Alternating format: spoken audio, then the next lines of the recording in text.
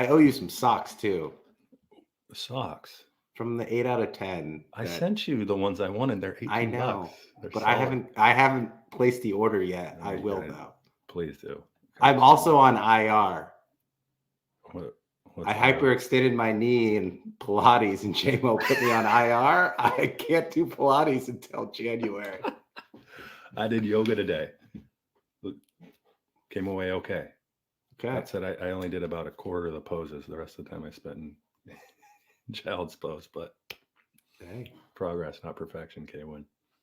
But we'll seek perfection tonight. Hello and welcome to week 15 of the NFL season. Last week in week 14, we saw Jake Browning shine, Zach Wilson ball out, the Raiders get shut out, the Ravens win in a walk-off punt return in overtime, an egregious offsides call in Kansas City if you're a Chiefs fan.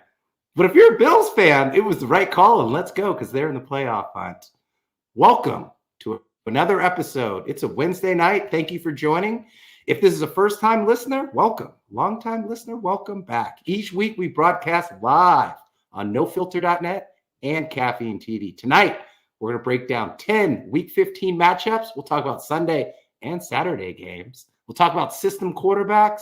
We'll talk about Linsanity versus Tommy DeVito. We'll talk about holiday Christmas presents. I got my Peanuts shirt, much more. I'm K Winn. He's Big Ben, and he won't jump off sides. Canary is Tony. Just can't catch a break. No. Cannot catch a break. And Mahomes coming to him and saying, do you? I'd be like, don't do you anymore. Like, do something else.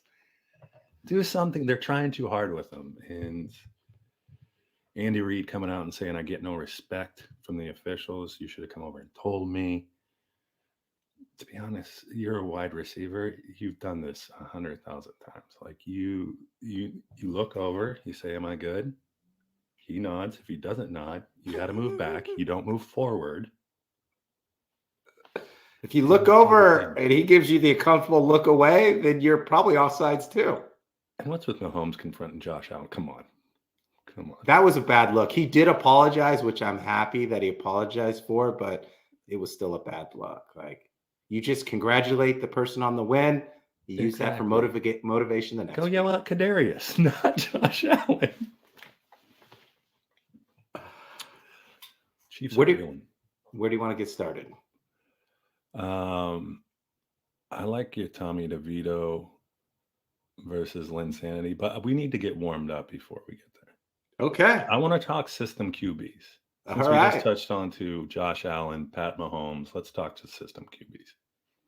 So let's start there. And you played football. You played in high school. You played at Washington State. So you're the resident football expert on the show. So please tell our listeners, describe what a system quarterback is.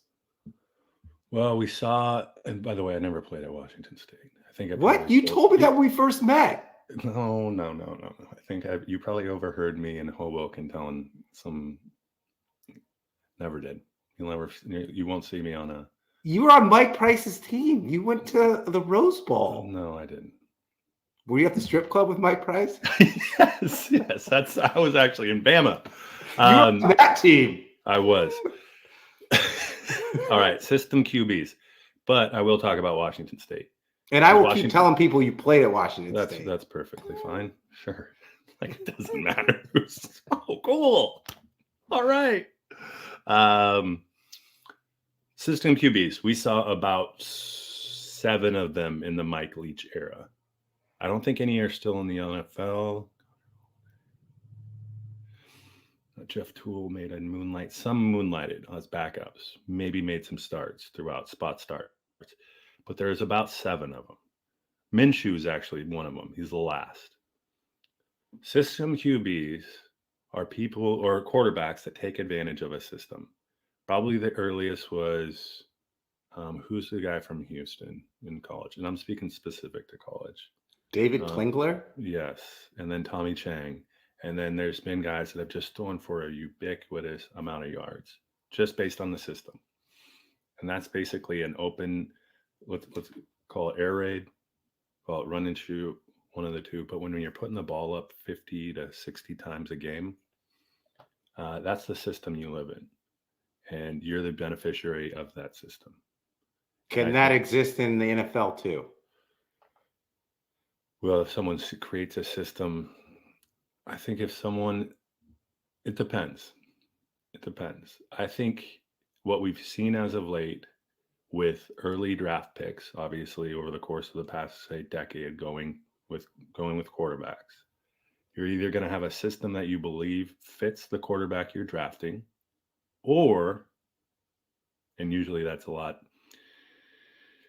you're trying to do, because you don't want to go out and sign a bunch of people and get rid of a bunch of people into contracts and so forth to mold around them, or you find that the quarterback, you need to remold the system that you have in to fit the quarterbacks. Like, that's the thing that I think that's working. Examples, CJ Stroud, I think, comes in and that system works for CJ. We've seen that. The opposite is Justin Fields. Like, that system does not work for Justin Fields. So you can be a product of a good system, and you can be a product of a bad system, in my opinion. So outside of the Bay Area, there's a lot of noise. There's a lot of ignorance. Up in Pacific Northwest, there's a little bit of that noise as well. So how would you describe Joe Burrow versus Jake Browning versus Brock Purdy? Oof. I mean, let's be honest.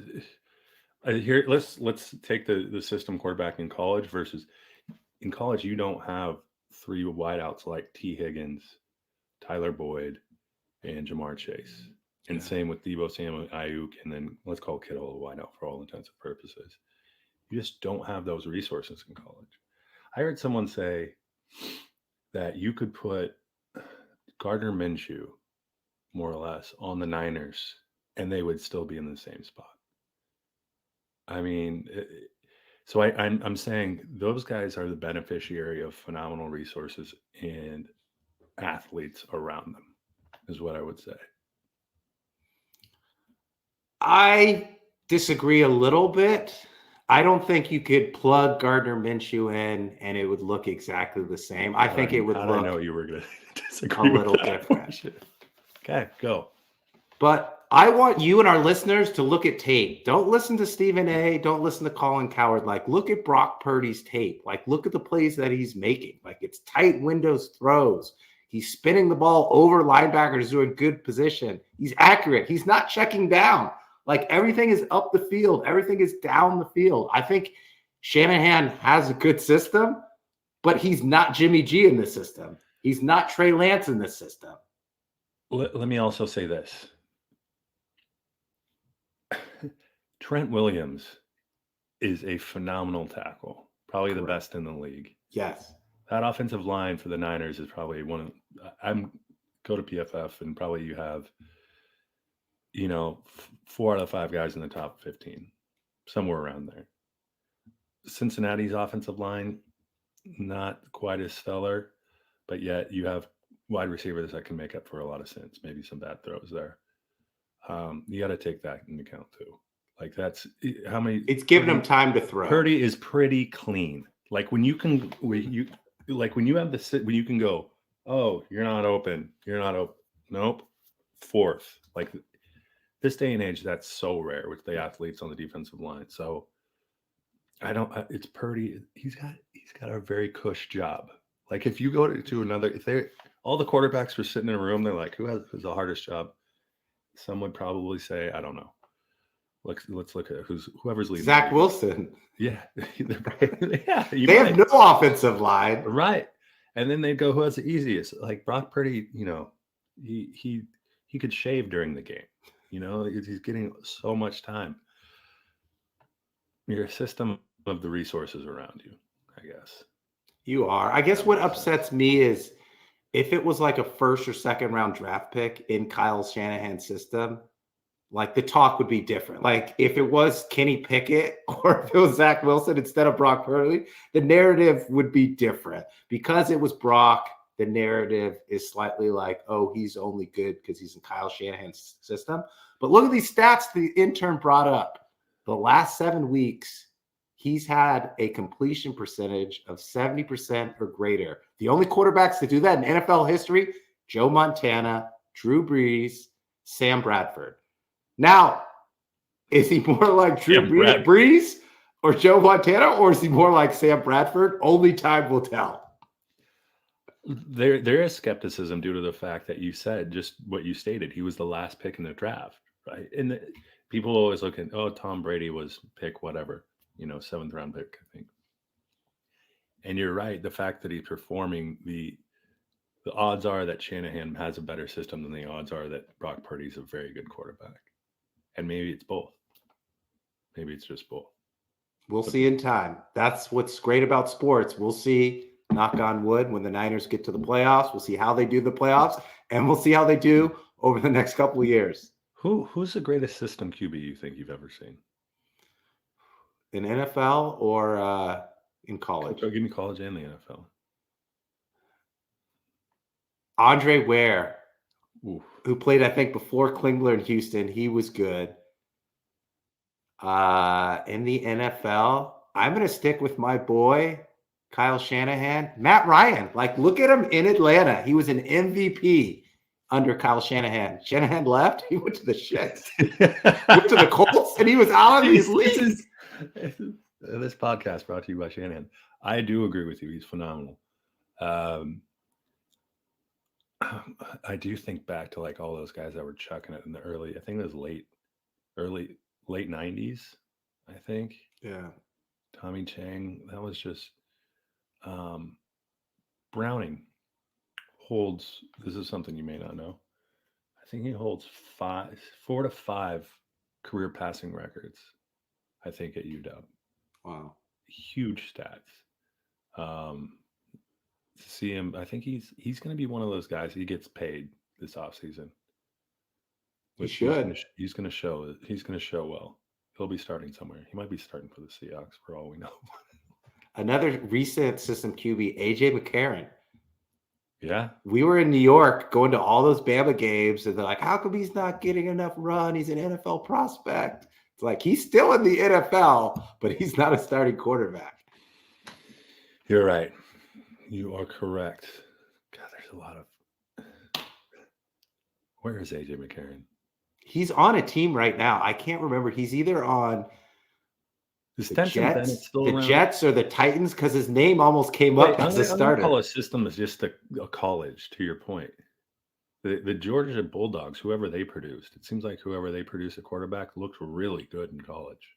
Yeah, and that's it. Nope. You know who's looking real good too? Tommy DeVito, New York Giants. So I want to take our listeners back. We met in New York, and around the same time we met, it was 2012. That was Linsanity. So it was 3 or 4 weeks. Linsanity's getting 25 points, 8 assists. The Knicks went from being depleted. Amari Stoudemire was injured to Linsanity taking over the basketball world. The same has kind of happened over the last couple of weeks with Tommy DeVito. The Giants have won the last 3 games. How would you compare and contrast the New York mania, the New York media, and the New York moment for both sensations? Well, anytime the Knicks do well, it's the entire city goes phenomenal. So I'm talking Manhattan, just the Knicks. There's still a lot of Knicks residue, and the Nets aren't good enough. They're in Brooklyn, so it's mainly in the heart of Manhattan that you see a lot of Knicks fans. It bleeds out from Madison Square Garden. Tommy DeVito is so Linsanity, in my opinion, was right place, right time. And I think the cultural background had some things to do with it. He wasn't, for all intents and purposes, he was the first. I think he was Chinese, right? I think he's a mix of a couple races. Yeah, maybe Taiwanese. Right. So look at his cultural background. You wouldn't sit there and go, that guy could ball, and he hooped. And I think that's what also created this kind of aura. Now, Tommy DeVito looks like he should be playing quarterback for the New York Giants. If someone voted, if he stood in line, the police lineup, and they said, line it up said who should be the quarterback, they would point at Tommy DeVito. He just looks like the quarterback for the New York Giants.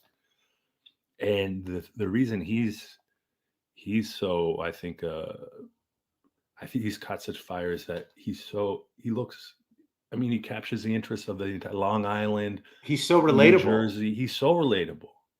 I mean, he's family. He still lives at home. He's just like this. Linsanity has about 2 to 3 kind of documentaries floating out there.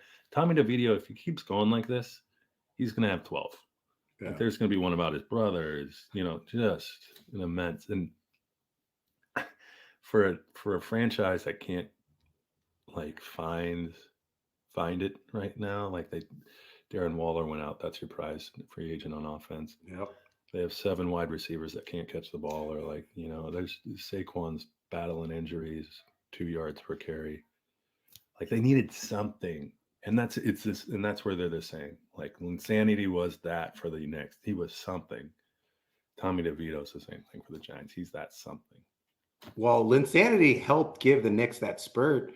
And I think they had lost 13 out of the last 15 games. And he came off the bench, second quarter against the Nets, scored, and the momentum carried on, and they made the playoffs. Tommy DeVito, the same thing, right? Like, he came in against the Jets when Tyron Taylor got hurt, had a couple rough starts. Anyone would against the Raiders and the Cowboys in your first couple weeks. But the last 3 weeks, he's looked good. And on Monday night, prime time, he led the Giants back against the Packers. He used his legs, he used his arm. So there was talk about the difference between Tom Brady taking over the Patriots and Tommy DeVito taking over the Giants. And I think there's no argument because Tom Brady's one-dimensional. Tommy DeVito can beat you with his legs. He can beat you with his arms. He can beat you with a chicken cutlet.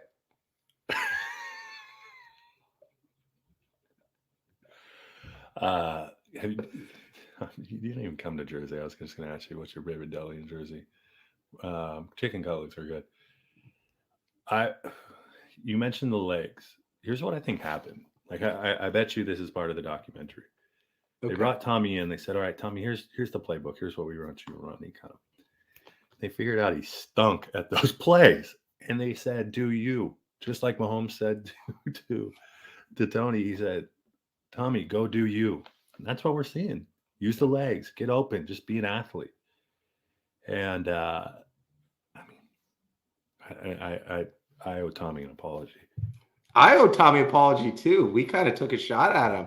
What's been fun to watch is you see like a backup quarterback get their shot, and you see the team just rally around them, and they're having so much fun and the momentum. Like, remember Mike White from the Jets a couple of years ago? It was the same thing. Like Jake Browning, it's potentially he could rally Cincinnati to the playoffs, and everyone just gets behind him, and it's so fun to watch. Absolutely, because it's you expect very little.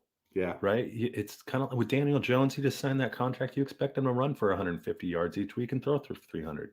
Like Tommy DeVito, he's wandering out of his parents' basement, to get to practice. And then his agent, what would you see his handshake? He gives the mafia with the offensive line. He had a top hat. And I think he had a BlackBerry still. But he parlayed this into he's going to be a backup quarterback in the NFL for at least 7 to 8 years. And then after that, he's going to write his ticket. He's going to be on TV somewhere. Yeah. I mean, Tommy DeVito, can you think of a better name? I mean, he'll be running a waste management company too at some point. Here's what I got for you. Let's hear it. The AFC Player of the Week. Okay. Offensive Player of the Week. The NFC Player of the Week. Can you tell me who they were? I can't because I just saw it. They're both in New York City. They both play at the Meadowlands or MetLife Stadium. Zach Wilson and Tommy DeVito. What is a two-way parlay on Zach Wilson and Tommy DeVito being your AFC and NFC Player of the Week? Wild. In the NFL? Nuts. Absolutely nuts. Good on them, though. I watch that feel kind of good right now. You're getting to Christmas. You're at Bryant Park, skating around, doing whatever. I haven't even looked at the Nets are decent, but you got Zach Wilson and Tommy DeVito. And they're still in the hunt if you look at the playoffs. I think there's like Everyone's a in the hunt. 1% chance if the Except for the Jets make Panthers. it, like a 4% chance if the Giants make it. Okay. You good with Tommy D? We're good. Next topic. I want to talk to you about Christmas, sports Christmas presents. Okay. One, what's your favorite sports Christmas present? I should say holiday gift, right? We might have listeners that celebrate Hanukkah, or be it. Nice cover. Favorite sports or Kwanzaa too. Or experience. So what I'm looking for is kind of a little juice for our listeners of, all right, I got I need to think of some good presents. I got some nieces, nephews, uncles, aunts that like sports. What do I get them? What's good? What does good look like when they're opening up the, it's not a pair of socks with the NFL logo on it. Like, what are we getting? So I'm going to break it down between baby, kid, so that can be toddler into high school and beyond, and adult. So Start off with a baby. It's easy. It's got to be a onesie. It's got to be the favorite team onesie. And beyond that, I don't know if there's much else you could do, maybe a blanket or a onesie. You're kind of limited. But when you get to that kid, we're talking about merch, a hat, a jersey, something. I have a godson. He's 9. 2 years ago or 3 years ago, I gave him a Jimmy G jersey. He's probably getting bullied at school right now. So this holiday season, I need to upgrade that to a Brock Purdy. And then when you reach the adult stage, I think it's big money. I think it's like tickets to a game. I think it's like a plane ticket to a bowl game. If it's you trying to give me a present, maybe it's season tickets to watch Ohtani and the Dodgers.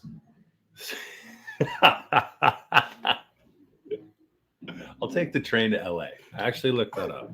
I'll take the train to LA. We'll stop in Portland. I like all those. I'm big on experiences. Like, my thing is, if you have kids, I might get you tickets to a day game. Ooh, I like and that. Get you like 2, and then get you on the back end on a little care.com where you can get a sit. Like, there's things you can interweave for sports, but I'm big on experiences. Is Char moving stuff around upstairs? Yeah, she's vacuuming. Oh. She's vacuuming. But yeah, that's my move. I like it. Like, think of the entire capsule, like an experience a day, like, and then for the older crowd, I think it's still like a ticket to a game, but like a big game at their alma mater or something like that. That's good. Yeah. I was gonna date myself. I was gonna say for like a younger person, you get them like a DVD or something. But like, hey, no one watches a DVD, so maybe you like give them an Amazon gift card, because wait for it, on Prime, like watching a movie about like Hoosiers or The Natural or like something like that to get like a younger toddler kid into sports. I think that would be cool. Okay, I like that gift. Okay. Holiday season. It is the holiday season. Should we get into the Week 15 NFL season?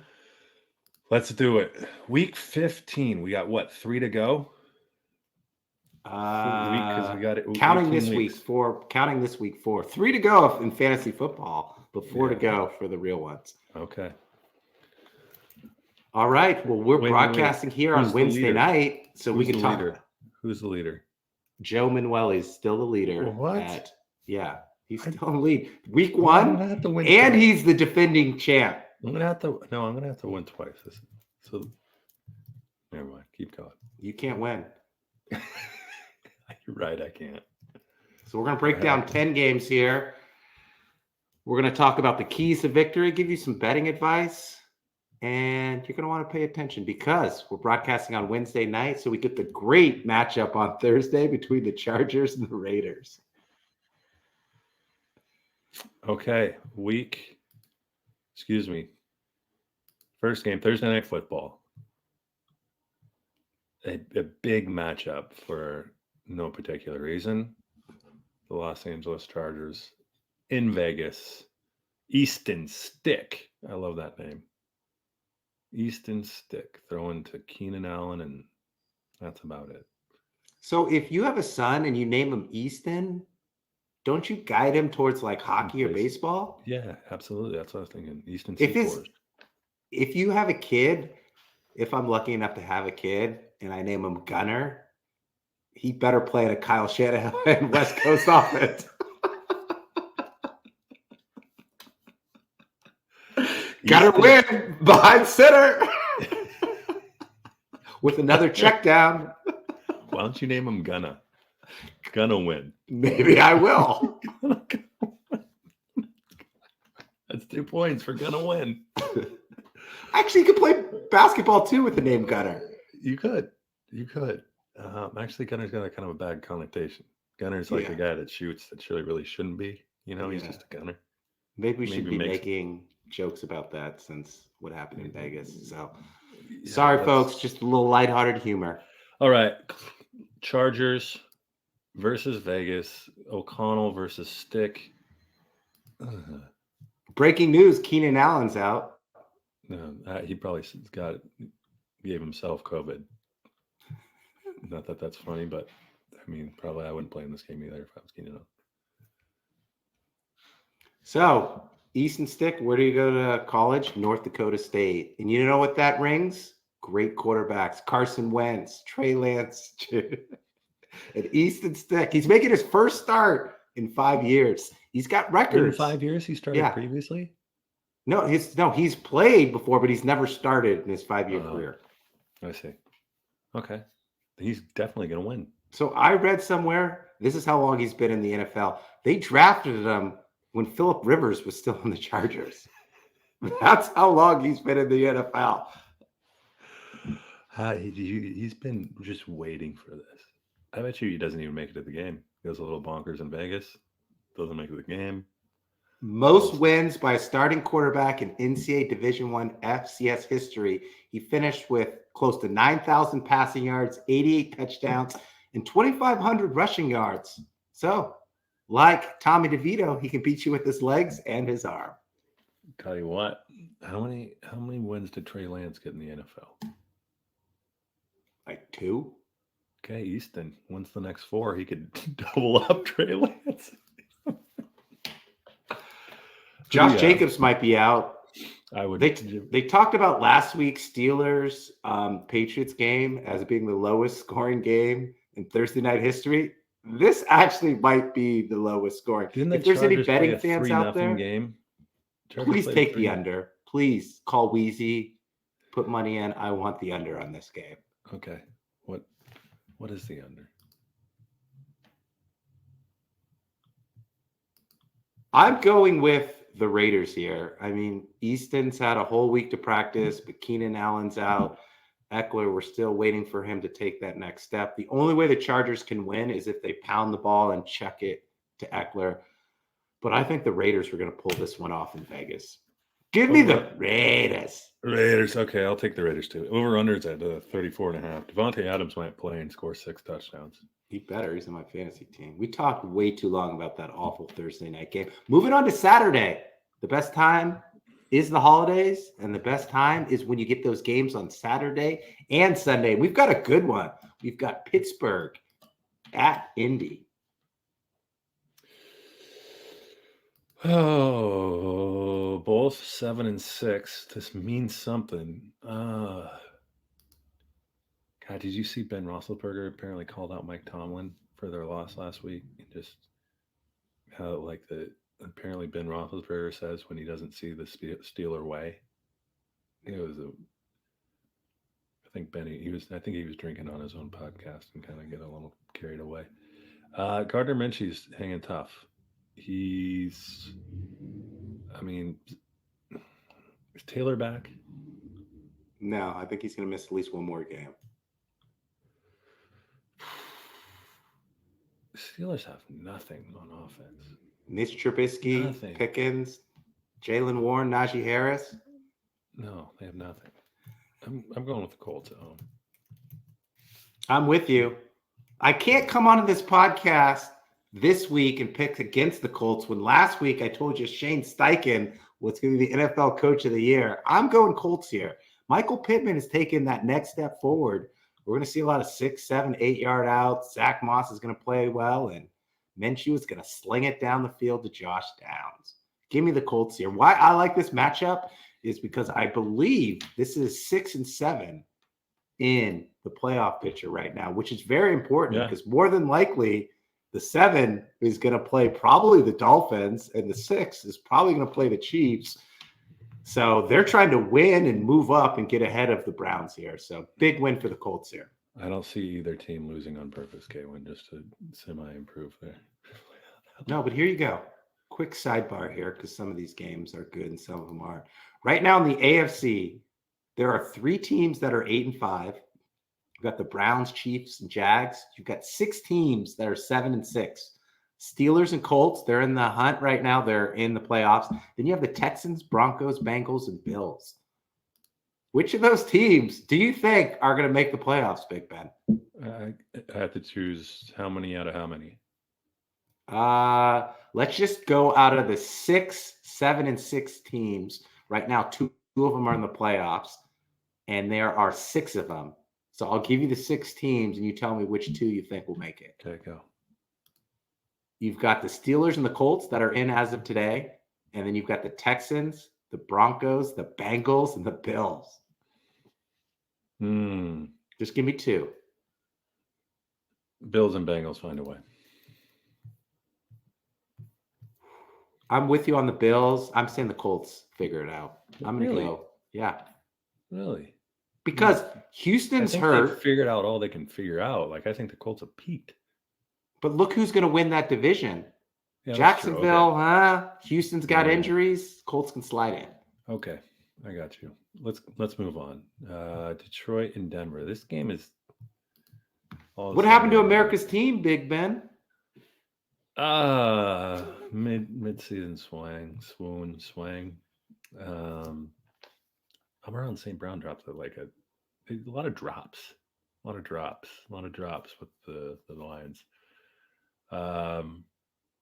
Rough go of it, and you called it. The Bears defense looked pretty good though. Took advantage of some Jared Goff mistakes. Sean Payton called out the previous coaching regime in Denver and said, "You guys are all ding dongs. It's your fault they didn't win," and kind of sheltered Russ from getting any flack from the fans and media. So I think that helped Russ. The Broncos are playing good enough. Yeah. Good enough. If they win this next week, that good enough might be good enough to get in the playoffs. At Ford Field, I don't see him doing it. This could be it's weird to see a team that gave up 70 points to the Dolphins. Like, this is another scenario where they could get both raced by another 50 burger pretty easily. I disagree with you, Big Ben. Ooh. The Lions are turning the ball over and they can't stop anyone. Jared Goff, turnover prone. Lions defense. Here's the Lions defense. They've given up 28 points, 29 points, and 38 points. And twice that's against the Bears. I wouldn't say the Bears are a very high-powered offense. And last week, the Lions D gave up over 142 yards rushing. Sean Payton, what has he done since the Lions have the Broncos have righted their ship? He's going to run the ball. So I think they're going to run the ball down their throat. And I hate to say this because I used to pile on Russ and the Broncos, but I got Denver here. Okay. I like that. I'll take America's team. You can take America's dumpster. All right. Speaking of another dumpster fire. What, Tampa Bay or Green Bay? Pick dealer's choice on that dumpster fire. Tampa Bay, Green Bay. This game was a lot cooler when it was Brady versus Rodgers. Only ones that, yes. Does it seem like Jordan Love's balls are just constantly ducks? Like, I've never seen a spiral out of his hands. Baker Mayfield. He's Captain Pump Fake. Just tons of pump fakes. I don't care. I don't. I'm going to be honest. I don't care. You pick. All right. The Packers are 16-1 in December under Matt LaFleur. They've won four out of their last 6. Their defense is great, but too many of their skill players are hurt. I think Aaron Jones is hurt. Watson is hurt. Reed is hurt. Musgrave's on IR. I don't think they have enough playmakers on offense to win. So give me Mike Evans and Baker and those pump fakes to win in Green Bay. Okay. What the heck? Did you stop watching the Dolphins game after the second Mostert touchdown and kind of go, okay, well, that's good. Sewing up. Game's done. Yeah. And I just didn't even watch because I thought the game was done. I think Tua thought it was over too, because he mailed it in it for those last 6 minutes or whatever it was. Weird loss for the Dolphins. And they got kind of a trap game here. Like, Jets sneaky. Zach Wilson, confidence is up. That defense, the corners for Sauce Gardner's good. Yeah. I don't think he shuts down Tyreek, but it's going to be a tough go for it. Tough sledding for Tyreek. And he's kind of dinged up. He's going to need a really, really good text from his wife that says, get out there and beat up Sauce or something like that. 200 yards or more. I still got the Dolphins here. It's Wednesday as we're recording this, and Tyreek's still day to day. I think the Dolphins are 1-3 when Tyreek has under 100 yards. We still don't know if he's going to play. So before I give you my pick, I want to talk a little bit about something. Don't worry, I'll bring it back full circle. I want to ask you a religious question. Religious or spiritual? Religious. Okay. You know how there's born-again Christians? Oh, yeah. Can there be born-again Zach Wilson Jets fans?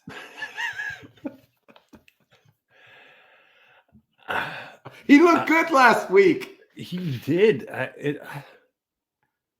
don't think if there was like this, if there was a reluctancy, I think they'll invite Zach into the fold. They'll be like, heck yeah, I'm good with Zach now. He went away for a little bit. He learned his lesson. Someone did something to him. They'll make up something that, they put him through the rigors of the NFL quarterback position or something like that. I'm pulling for the Jets and Zach Wilson, but I think even with a limited Tyreek Hill, there's no way the Dolphins lose again, especially after losing to Will Levis on Monday night. Will's jacked. He is. Will wins most jacked quarterback. He's got a future in wrestling or as a linebacker if he wants. Oh, no, I know. Okay. All right. Next game. I'm actually going to be in attendance. Commanders at Rams. I'm going to be there. Whoa. You know what's funny is I went to a Seahawks Commanders game this year. Are we a Commanders pod? Sam Howell.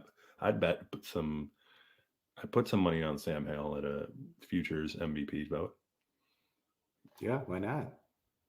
Him and Drake May are like the same quarterback.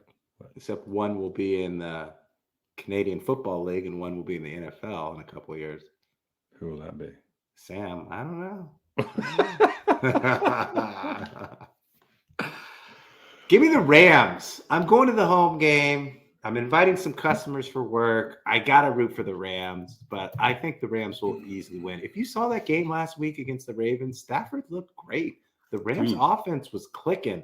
And Kyron Williams, he's a dynamic back. I said it before. When the Rams run the ball, they win. And they will run the ball against the Commanders. Puka Nakua's back. Cooper Kupp seems to have shaken off early injuries. And they've got Darrell Robertson, Darnell Robinson, Tutu Atwell. They've got 4 great wide receivers, a good running game. Easy on great. They great. got 2 great receivers, 2 productive 3 and 4 receivers. Tutu's okay. He's a great 4th receiver. Rams make the playoffs. The Rams get in. Stafford looked like Stafford of old, like when he was on Ford Field just chucking it to Calvin Johnson. Like he looked good. He looked really good. Cooper Kupp's still a little dinged up. If you notice that, like he's just not 100%. You can tell he's not wiggly enough. He doesn't have enough wiggles. I like the Rams. Yes, I like the Rams. Commanders Niners are duds. It's a dud team. Yeah. Terry New McLaurin, dud. new ownership. They're waiting for the season to end. They're going to fire the coach. They're going to fire the GM. They might look to take the team in a whole different direction. If they need new broadcasters, K Winn Big Ben. Riverboat Ron, we don't want to go to FedEx Field. Come on. You want to go live in Washington? What? You and I play-by-play for the Commanders? No. Deep out, people! Touchdown! Scary Terry! I would pass on that job. No, thanks. Wow. I'll take it as a solo kid. I'll be like Vince Scully. You could do your own play-by-play and color. Wow, that was a great play. What do you think? Oh, man, it was great. Yeah. And you're going to be missing out. All right. San Francisco versus Arizona in the friendly confines of Glendale, Arizona. We're going to bring this full circle. Remember when you're talking about Purdy operating in a clean pocket? Yeah. The Cardinals can apply absolutely no pressure on the quarterback. They have no playmakers. Purdy's going to sit back there and pick them apart. The Niners are going to do what they do. They're going to score early. They're going to let their pass rush take over. Take the over. Take the Niners. Parlay that. Win and win. I sit Kyler. If I'm listen, you don't have to actively sit him. They're going to be blown out. You could just sit him in the second half. I'm doing like shovel passes and chuck him. Like, don't get him running into Bosa and Chase Young. That meet at the quarterback might be ugly. He's got no one to throw it to other than Trey McBride too. It's going to be ugly. And Niners. This is an old Super Bowl matchup. Yes. I think, how many times did we see them in the Super Bowl against each other? Twice, correct? Twice, yeah. Twice, correct. Marv Levy versus Jimmy Johnson, if I remember. Troy Aikman versus Jim Kelly. Yeah. Don't those people just kind of personify Buffalo versus Dallas? Like Jimmy Johnson, the sweeping hair. You could have put a sheriff thing right here and he would have, And then Marv Levy, kind of the wispy, just looked like he was always bundled up. Jim Kelly versus Troy Aikman. And now we got Dak versus Josh. Some say Dak is odds-on favorite for MVP. Dallas cannot lose at home. I don't know why, but they are. Are they still undefeated at home? They are, aren't they? Yes, they're undefeated at home, 7-0 at home. But they're in Orchard Park. You want me to give my take? Yeah. All right. So just like the many people that go to Coachella, the Cowboys are rolling. Dak and the Cowboys have won 5 straight games. Dak has looked great. Front runner for the MVP? I don't think so, but all those other networks think so. But Dak has limited his turnovers. He's playing better. CeeDee Lamb is playing at an all-time high. But the weather in Orchard Park and the Bills, I think the Bills just need it more. They have to win. And so for that reason, Josh Allen, James Cook, they're going to find a way to get Diggs involved. They haven't lately. Give me the Bills by 10. It's been Josh Allen's legs as of late that has really made the difference. And the sad part is that, like, the Bills have won some games while Diggs hasn't been involved. And so that's the oddity, is like, how do you get that blend? And they can't seem to find it. They haven't found it, I don't think, over the course of that tenureship of both of them, where it's been, other than maybe early in the season last year. It's too cold for the Cowboys in Orchard Park. What's the weather like? Yeah, it's going to be 36. Do you go sleeves or no sleeves at 36? I think Dak will wear sleeves. Sleeves for Dak? Yeah, I think the wide receivers, linemen, and everyone else will not. I think the Cowboys get over-unders at 50. It's a high-scoring game. I think the Cowboys get scared out of Buffalo. I think it's an ugly game. I think it's like a 23-17 Bills win. I'm with you on that one. Moving on to, we got Baltimore at Jacksonville. Last week, Jacksonville had 4 turnovers. I think 3 interceptions, a fumble against Cleveland's staunch defense. Now we've got Mike McDonald in the Ravens D. Some say it's a positionless defense. Everyone can rush. Everyone can cover the passer. It's the opposite of Jamal Adams, who can't rush and can't cover the passer. This is the Ravens D. I think they frustrate the Jags. I think the Jags lose again. I think the Colts win again. And I think that race in the South gets a little bit closer. Lamar Jackson looks really good.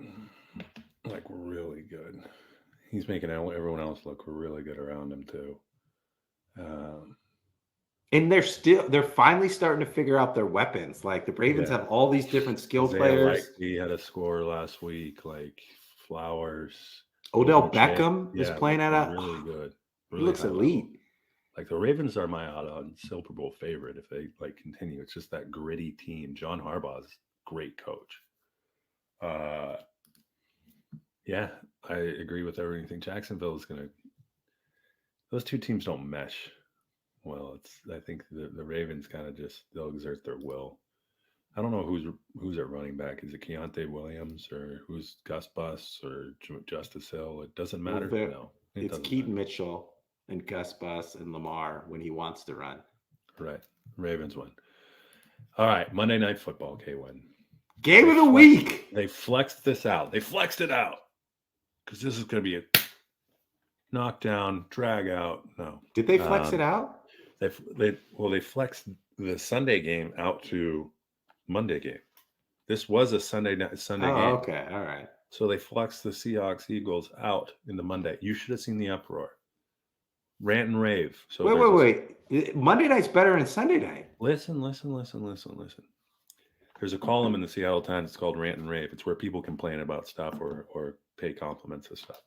Rant to the NFL executives who look at money over my own itinerary coming to Seattle. Now that I have to change my flights from Sunday, it cost me thousands of dollars. Screw you. So do you side with that person or do you side with everyone else who's excited to watch a Monday night game? I side with everyone else, but that person's probably a UW fan.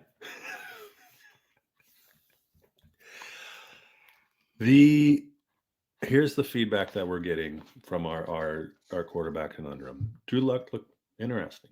He looked good on the first two drives. He was interesting to watch. After that McCaffrey run, by the way, everyone, oh my goodness. I think Witherspoon tucked him down. Thank you. I would have lost in fantasy. He scores there. Drew looked okay. Like DK, I don't know. We're still trying to figure out. At least he's doing American Sign Language and trying to keep the chatter down. Kenneth Walker wasn't himself. This team has no identity. I sent you this. Yeah. No identity. Like, we want to run the ball first, but you don't have like running backs and an offensive line to support that. Okay, what do you want to do after that? We don't know. Pete's lost it. Pete's done. He's done. He's done. He should be done. He's just done. We're done. Eagles gotten beat up lately. Who do you have winning the game? So the Eagles back-to-back blowout losses. I think the defense has given up like over 30 points in the last 3 games. Their offense looks predictable. It's not as explosive as it was last year when they were running the ball down people's throats, and early in the year they're throwing it to A.J. Brown. I think the Eagles find a way to win. I also think Jalen Hurts is more hurt than he's letting on to be, but I just believe the Eagles have more weapons and they have more in front of them, like home field advantage that they have to play for, that they'll find a way to win the game. Yeah, I don't think Hawks are going to win. No! Somehow. It's just going to happen. Yeah. It's just going to happen. It's a long flight from Philly to Seattle.